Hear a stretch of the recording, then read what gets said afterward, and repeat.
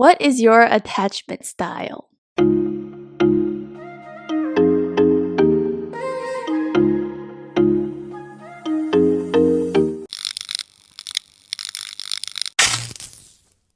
Welcome back to After Hour Happy Hour. We are your chaotic but cathartic co-hosts. I'm Sharon.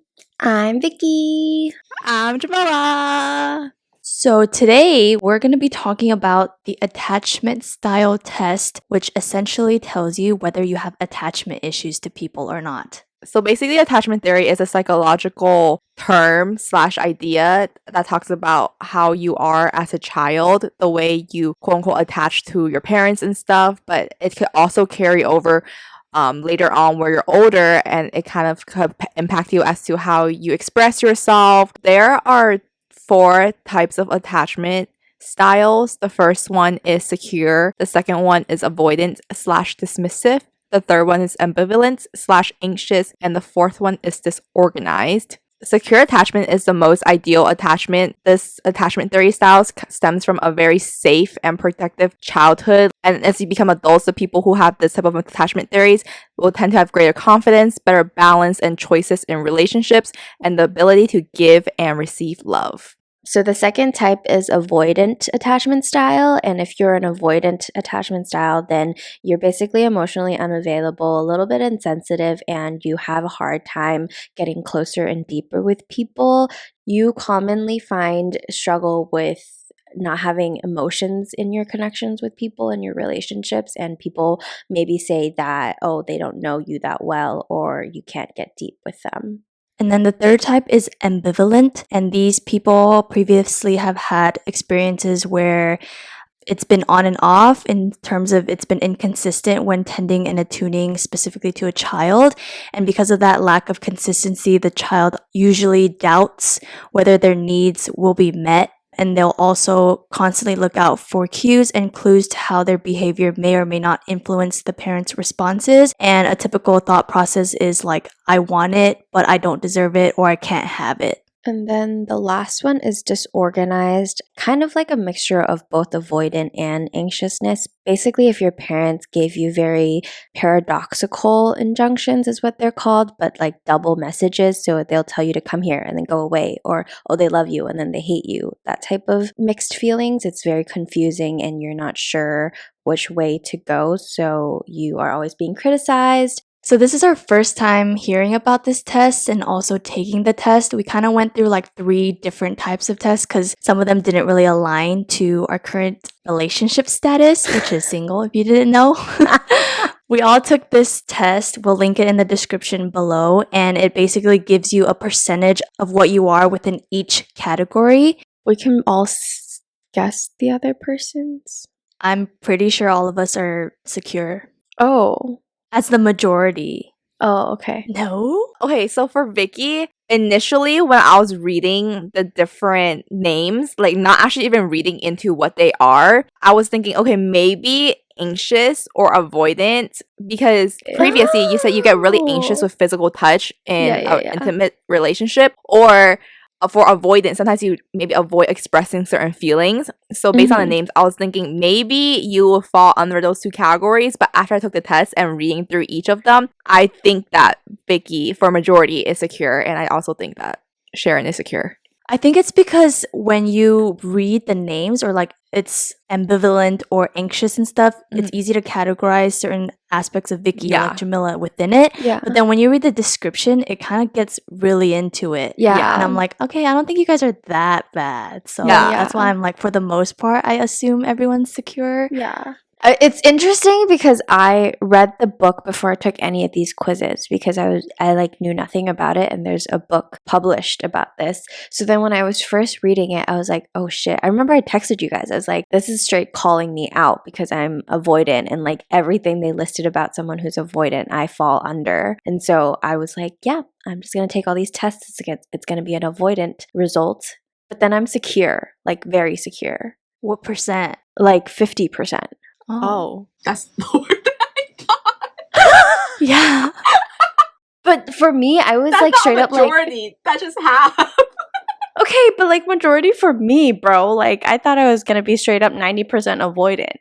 give us a breakdown of all your percentages. 48% secure, 24% avoidant, 17 anxious, and then 10 disorganized. So my breakdown is I am 67% secure, 12.9% avoidant, 16.1% ambivalent, and 3% disorganized.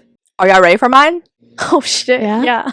I'm 81% secure, 9.5% avoidant, and 9.5% ambivalent, and 0 disorganized. You sure? What, I'm just Sharon, kidding. how much secure are you? 67%. Damn, I'm fucked up. We I did got know, ma'am. issues. Shit, I thought I was doing pretty well too. I feel like I was getting called out single with every single question because it was like, oh, how would you be like in this scenario with your partner? Well, first of all, I haven't had a serious partner since beginning of college. It's really hard for me to use that relationship and like answer these questions. So I'm just thinking, okay, how would I be right now if I had a partner? And I like to think that I am, emotionally stable and secure. So maybe that's why perhaps my secure was really high because that's what Yeah. I imagine myself to be. That's so interesting. I thought you would be a little more higher on anxiousness maybe, but I think it depends on your relationship then. Because I think anxiousness in the relationship, at least from the questions that I read, it just seemed more like, oh, are you scared your partner will leave you? Are you scared they don't love you back? I'm guessing that was the more anxious Yeah. questions. And Mhm. even for those, I felt like I never had that fear of them actually leaving me. Maybe I had doubts in the relationship or I was feeling unconfident, but it was never, oh, I'm scared they would leave me or I'm scared that they don't love me enough. Yeah, I figured we'd all score really low for anxiousness because we're not the types to have an identity crisis if we lose our relationship, basically. Yeah. What is disorganized again? Basically, you're confused. Wait, that's so similar to ambivalent, no? So when I was reading the book, basically it says that you could be 4 types of people. So it's the first 3, secure, anxiousness, and avoidant. And then very rarely are you disorganized, which is a mixture of anxious and avoidant. Wow. I'm like very surprised I am secure though. Less secure? Not less secure. I'm surprised I'm secure at all. Oh, Yeah. what? When I was reading the book, I was like, oh, I'm straight up avoidant. See, it was weird Oh. because it's just like all my partners have said that I don't open up, which I can understand. But at the same time, I feel like I do. But I think my opening up is in terms of like life, my career, and like my goals and like, like morals and stuff, but not emotions. Oh. And that's when I was like, ew, I can see why I could score so low on secure because I'm not emotionally available. When you're in the relationship, though, in terms of the word secure, do you feel it? Like, oh, I'm secure with this person? Or are you more like, oh, it might end any day? Or like, I wouldn't be surprised if it ends. The only time that hasn't happened is with my last ex, where I'm like, oh, this is it. Previously, the other relationships, I was like, oh, I'm just dating around, and if it ends, it ends. No, like, did you feel secure with that person? Or were you constantly like, this is gonna end? Or. See, I knew it was going to end, minus my last relationship, all the ones that I've had before. I knew it was going to end, but I didn't fear it. Like, I had the upper hand in it. Oh. Yeah, so that's like okay. secured. Yeah, I feel like secure in all my relationships. I don't think anxiousness or like, oh my gosh, they're going to leave me, or oh my gosh, I'm going to feel self-conscious Oh. about this relationship. I've never felt that. So to dive a little deeper into each of our attachment styles, we're going to go over some of the questions and how we answered. So let's get started with the first one. Also, the answer choices are 1, rarely/never, 2, sometimes, 3, usually/often. I was curious to how you guys would interpret, I struggle to feel safe with my partner. Rarely/never. I also said rarely/never. I put sometimes. Oh. I feel like I could Really? maybe see why. Why? I've never been in like a violent relationship or like I've never had that experience, so it's not like a trigger response. I think it's because I'm small and I date normally bigger guys than me, like almost always. Like they're all bigger than me and sometimes by a lot. And so I always have this like fear of like, oh shit, if they like want to hit me right now and we're alone, then they would like fuck me up and I wouldn't be able to protect myself. Where does that come from, though? I don't know. Disclaimer, Vicky was not abused growing up. Please don't assume things. Yeah, never domestic violence, never abuse, never anything. I think it comes from like being small and like kind of having anxiety in like tight crowds and like all those things. It like translates into these smaller aspects of my life. But I've never had like a Whoa. guy hit me before. Oh, it is often difficult to receive love from my partner when they express it. Dude, not gonna lie, I had trouble interpreting this question. I had to read it out like 3 times before understanding it. What does that mean your answer was? Oh, my answer was rarely/never. Okay, me too. Oh, mine was usually and often. Wow, I could I see know. why I'm the fucked up one here. You're not fucked up. You just got some things to work through. Yeah. Damn. You would have thought it was kind of normal. I mean, everyone got little issues here and there. You're right. Does that mean they get offended when you can't take it either from them? I think so. Automatic response I have is like no, and then I see them like being like what the fuck, and then I go back and I'm just like no, it's fine, like not you, and then I try to like make it better. I see. Yeah. I sometimes feel superior in not needing others, and I wish others were more self-sufficient. I said sometimes. I kind of wanted to say usually and often, but then the nicer side of me was like, yeah, sometimes. I think I also said sometimes. Yeah. Like, I don't feel superior. I feel good that I don't need to rely on other people. That was what I wanted to talk about in the book. That's why I thought it was really interesting, because you know how we're all very like, oh, we're independent, we can do things on our own and we don't need no man's, which is great. But then in the book, it mentions that that isn't great, because as humans, we need to rely on other people to help us. The idea of being too independent makes us more avoidant, because we refuse to like ask for help, think that we can do everything on our own, when in reality nobody can do things on their own. And there's a more scientific way that the book says it, but I was like, damn, that's literally me. That's true, though. Yeah, I pride myself in being hella independent, but sometimes it's like I don't need to be. In terms of, oh, I know I am independent, but at the same time, I do know that I can't do everything myself, and I'm not afraid to reach out for help either. So I don't think I'm to that level of independence that Vicky has, or maybe even Sharon has. And that's why you 80% secure. Yeah, I'm definitely not there as much as I am Jam, because I don't like asking people for help. Like, I definitely struggled to ask people for help. But I think that comes more of like, oh, I don't want to burden other people. Yeah. And like maybe this aspect of it is also growing up Asian a little bit, because parents kind of say like no one really has your back sometimes, or like you have to rely on yourself, which is why I think we're independent. Yeah, I feel I've learned to ask for help, or being able to depend on other people when needed. See, I feel like it's relatable. Maybe Jam can relate to this too, but like the idea that I refuse to ask for help, but if a friend asks me, like I would gladly do it. But in my mind, I'm like, why would I ask someone else? Like they're just gonna think I'm annoying, or like, you know, I can do it on my own type of thing. My immediate example in my head is like asking for rides, especially during college. Like, for example, going to the airport I would much rather pay like $50 to Uber to the airport than to ask somebody to go 30 minutes out of their way to drop me off at the airport and then go home. So I'm like, that's so a waste of their time. But if someone were to ask me to do it, I'd be like, no, you're not bothering me. Like, I would gladly drive you to the airport. And that's why I'm like, what's wrong with me there? Bro, I was exact opposite. I will always ask Alvin or Ryan or Sharon when she had a car for rides. Sometimes Ryan, I had to go up at like 8 a.m. or something. I was like, Ryan, can you like take me at 8 a.m.? See, I wish I was more like that, because I know, like, especially with you two, I know that you don't care to do it.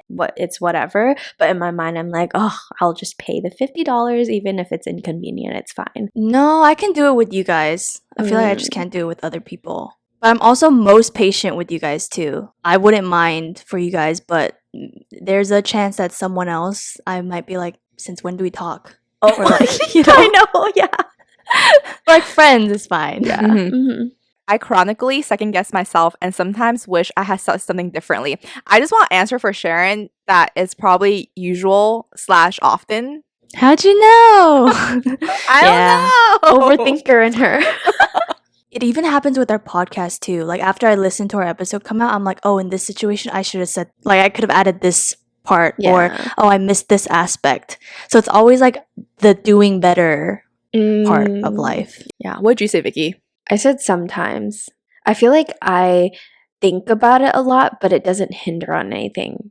I just like casually, if I rethink like our podcast, if I rewatch, I'm like, oh, I should have said this, and then I forget about it. Like it doesn't sit in my mind. Is it rarely for you, Jam? I either put rarely or sometimes. Oh no, I put rarely or never because of the word chronically. Oh. Because I don't think I second guess myself, but I wish I've said something differently or added something else.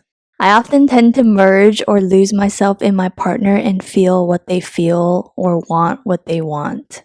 What does that even mean? Oh, lose yourself? Oh, rarely / never. I also put rarely / never.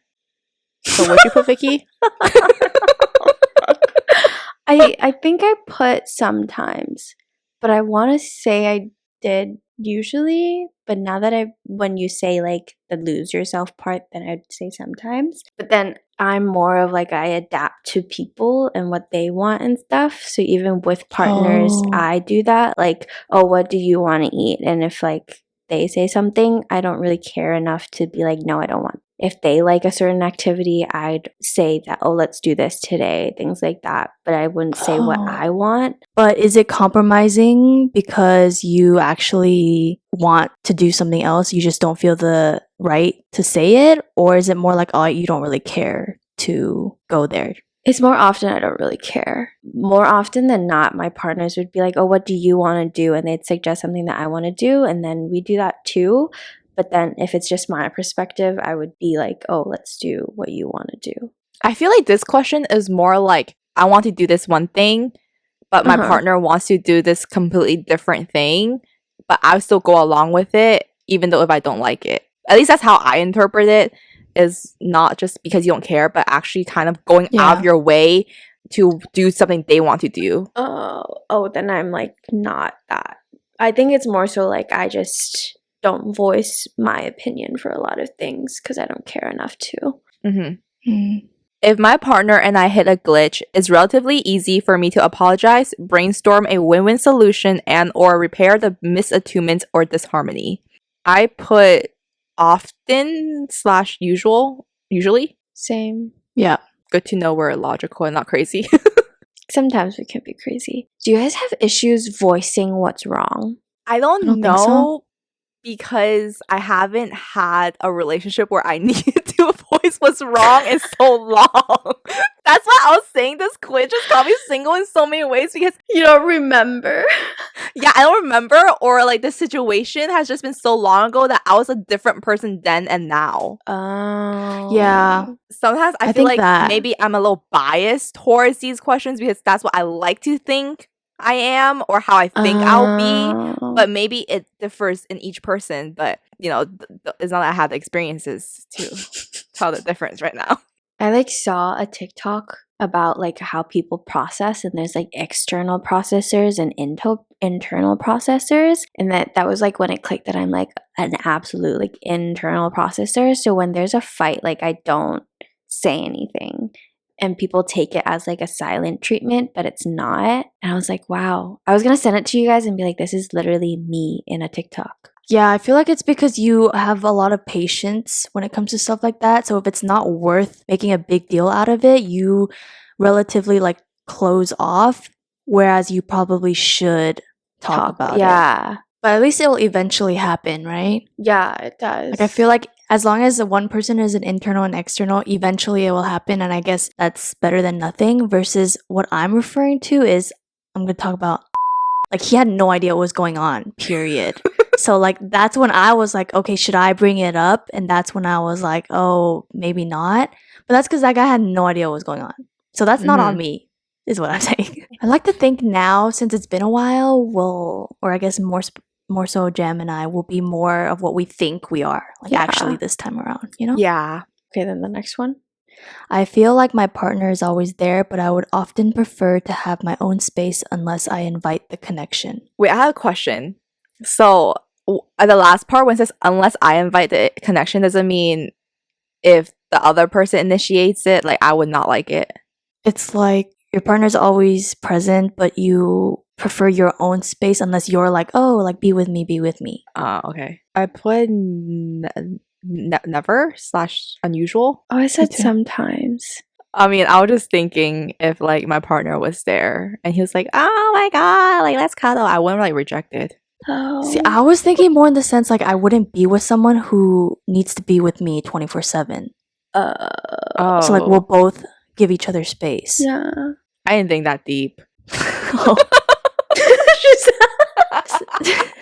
could see Vicky like laying next to somebody or like doing your own thing next to your person, and you would prefer to leave it at that unless you kind of initiate like let's do more. Like that's the selfish part of me. It's like I can initiate. Shellfish?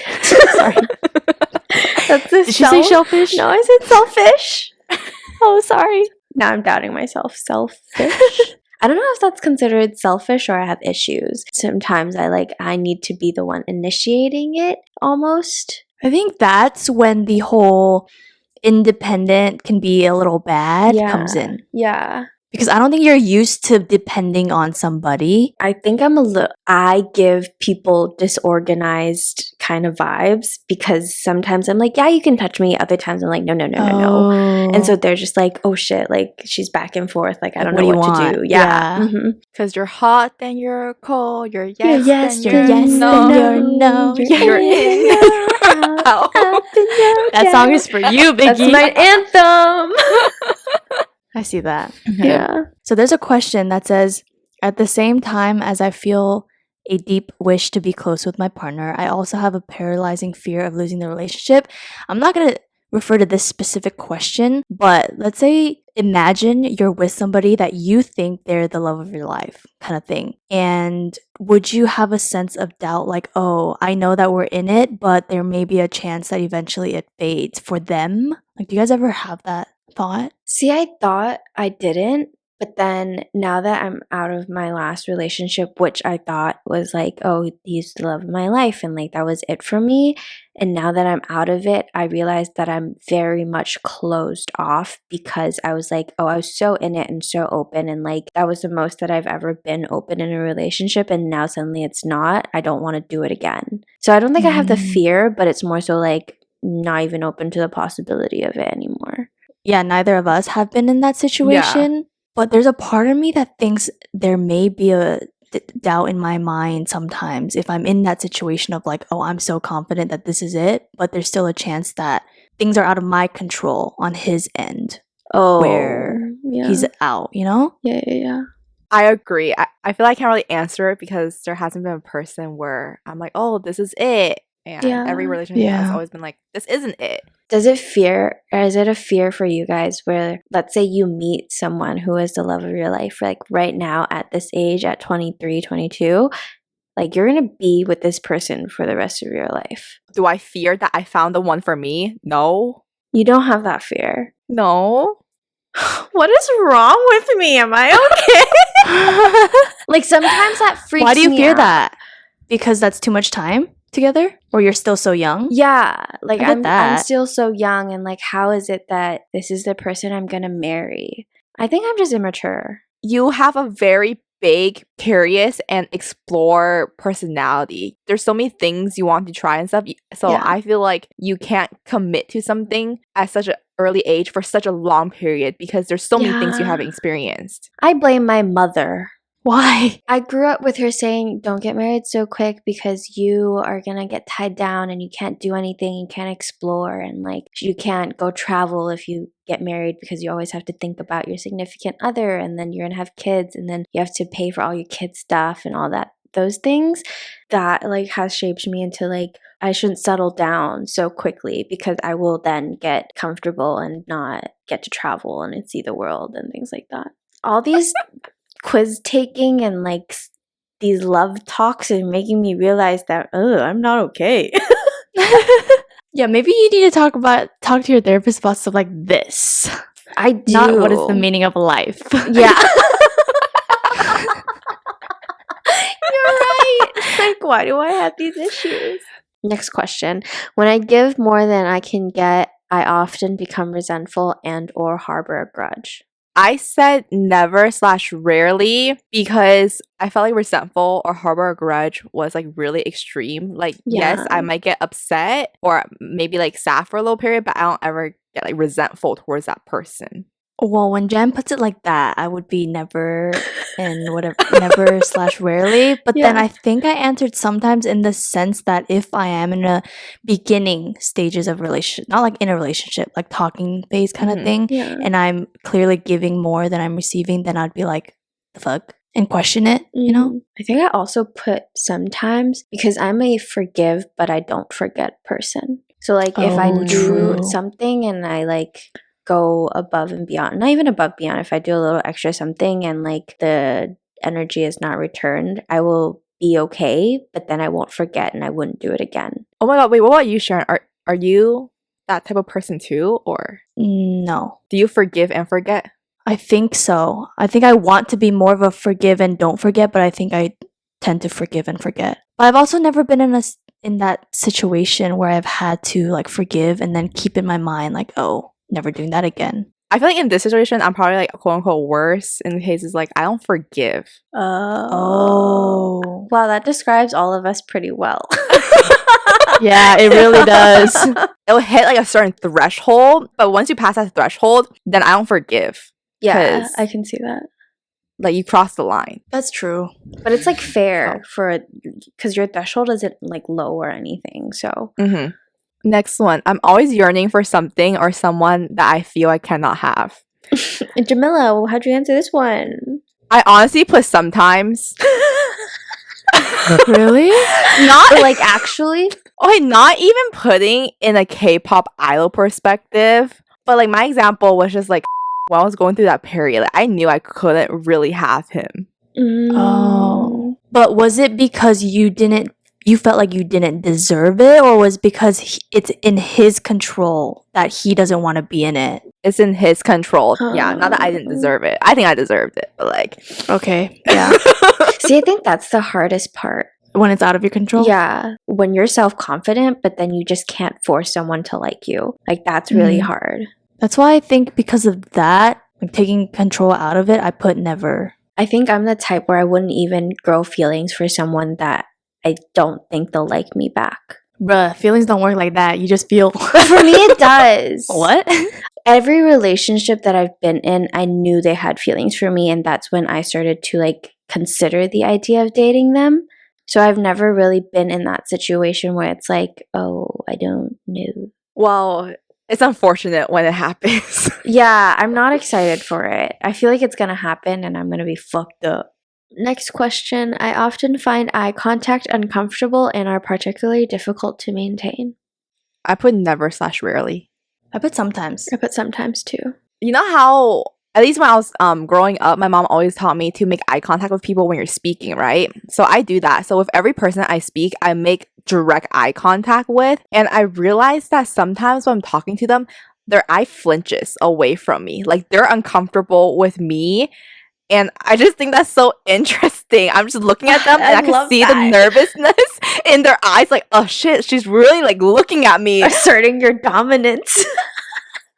I hate when people don't return eye contact. Yeah, I'm fine with people being nervous because I get it. Like, eye contact could make someone nervous. But I just find it amusing when I'm very obviously into the conversation, looking at them, and you just see their eye like flinching here and there, being nervous. You could tell. Yeah. That's literally the definition of asserting your dominance right there. Actually, maybe my answer is rarely or never. Because I only get uncomfortable when the other person's clearly uncomfortable. Then I'm like, oh, should I not look at you? But then if it's normal or mutual, I'm like, it's fine. I'll look at you in the eyeballs. See, I don't have an issue with it. I think the only time is like a stranger. I kind of wish that it was more like the ajashis here in Korea where it's like, I'm just going to look at you and not look away. But I can't. Like, if I'm looking around in a subway and I suddenly make eye contact with like a random person, I'll look away immediately. Do you want to do this one, Vicky? Y'all got me banned. For those who want to know, the question was, when I reach a certain level of intimacy with my partner, I sometimes experience inexplicable fear. I feel like that's What? so What? extreme. I just panic, okay? Yeah, it's not that bad. Damn. Guys, how do I fix this? I think you just have anxiety. Do I just have to sleep around more? No. Like if I No. get used to it, then No. it just goes away. No, Vicky. No. I think you need to communicate this with your therapist. Hey, Vicky, are you comfortable being affectionate with your partner? Yes. Of course. No. I think I put sometimes. Because there's moments where I can, but majority of the times I'm like, maybe not. Feel like from an outside perspective, not that I've seen you and your ex actually together that often, but I would just never imagine you struggle with these things from what I've witnessed. All of my biases or answers right now is based off my last relationship. And I can't tell if it's like I actually had these problems or he just significantly wanted more of these things and he would point it out. And so now I feel like I have these issues. I don't necessarily think I have like affectionate issues. Like I've definitely been affectionate, but then at the same time, there were times where I'm like, I just don't want to be touched. I think that's normal. Right? Yeah. See, I would agree wholeheartedly with that, but then the way Vicky reacts to certain scenarios, even in a private situation with the ideal man and the way that she interprets and reacts to it, then I'm like, there's like underlying feelings there about, or like mishap something happening. Have you always felt this way with both your exes? Yeah. Oh, Like even as a child, I didn't like being touched that often. I see. I often expect the worst to happen in my relationship. What is considered the worst though? Whatever your mind comes up with. I'm pretty sure I put never. Yeah, I put never. I put never. I don't know why I thought Vicky would put sometimes. Me too. I feel like she said it in the past that she wouldn't be surprised with something, or she prepares for the worst to happen. Yeah, but then I think I interpret it like it's a fear, but I don't fear it. I just am prepared for it. Being anxious about it, like I'm not anxious about it. I just am prepared for it. But isn't that kind of like expect the worst? Is it? Just because you are afraid of it doesn't mean that you're like, oh, it's for sure gonna happen. Like you're expecting it, so let me wait. But you're contradicting yourself over here because last time I swear I feel like you said, oh, I make up scenarios in my mind, so I know how to react to it if it happens. So doesn't that kind of insinuate that you're expecting it to happen? See, I make those scenarios up and I am prepared for it when it does happen, but I don't expect it to happen. Like with my last relationship, I was almost 95% positive he would never cheat. That type of thing was I knew he wouldn't hit me. I knew he wouldn't cheat on me. I knew he wouldn't flirt with other girls behind my back, things like that. But then I would still prepare for it. See, for me, when I go into a new relationship, I don't even think I think of those scenarios until they give me a reason to. But just because Vicky's brain does that, I also don't agree that she expects it. It's just the way that her brain just, oh, if in that situation it happens, at least I know what to do.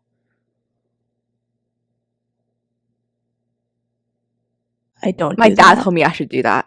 I don't do that. I always put myself in positions where I'm okay, I will be safe here. Yeah, it's the backup plan for the backup plan for the backup plan. Yeah, my dad said whenever you go to a hotel or anything, always look at where the exit routes and everything are. Me does not. Me, there's always a window.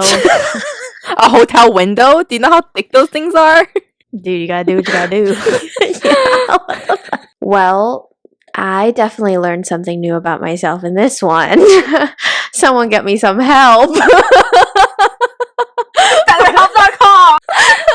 Sponsor us and I'll be your client.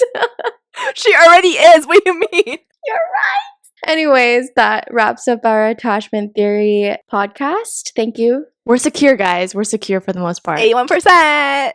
But shout out to the person who recommended this, and we'll catch you next time. Bye. Bye. Bye. Dude, I was gonna say, what's up with Vicky always getting the lowest scores? Because second this, but the first part was the buzz quiz 5% thing. The world just did not like me, apparently.